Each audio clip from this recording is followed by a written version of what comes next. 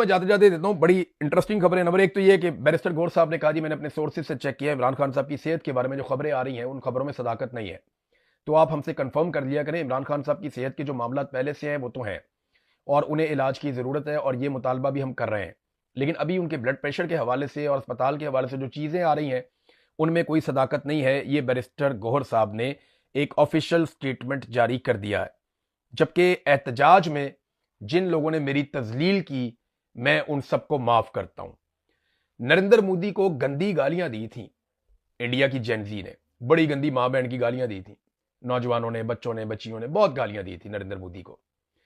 तो नरेंद्र मोदी ने स्टेटमेंट दिया कि जिन्होंने एहतजाज में मुझे गालम गलोच की, मुझे बुरा भला कहा, मुझे गालियां दी गंदी, मेरे गलत अल्फाज बोले, तो मैं उन सबको माफ करता हूं। ये है नाजरीन नरेंद्र मोदी, जिसको हम फाशिस्ट कहते हैं, जिसके खिलाफ हम रोजाना बात करते हैं, हमारा मीडिया बात करता है। मैं उसकी तारीफ नहीं कर रहा, वो बदला लेगा, मुझे पता है, उसकी अपनी सियासत है, उसका अपना तरीक़ाकार है। लेकिन जब अवाम के मुंतखब नुमाइंदे होते हैं ना, तो उन्हें इस बात की फिक्र होती है कि लोग उनके खिलाफ ना हो जाएं और उनके खिलाफ कोई तहरीक खड़ी ना हो जाए। तो देखें, वो माफ़ करने पर मजबूर हो गया। लेकिन इधर क्योंकि सारे बूट पॉलिश करके आते हैं, तो जो मरियम नवाज है वो कहती है मारो जितना हो सकता है। नवाज शरीफ की भी यही पॉलिसी, जरदारी, बिलावल, सबकी यही पॉलिसी। वो कहता है जी मैं ब्रूट मेजोरिटी लूंगा, डंडे वाली जमहूरियत लेकर आऊंगा। वो दूसरा कहता है जी एस्टेब्लिशमेंट के हाथ मजबूत करेंगे, उसका बाप ये कहता है आसिफ जरदारी। नवाज शरीफ भी इसी रस्ते पे, शहबाज शरीफ भी इसी रस्ते पे।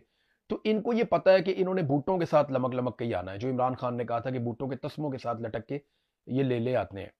इसके अलावा इनके पास और कोई रास्ता नहीं है, अवाम में तो ये जा नहीं सकते।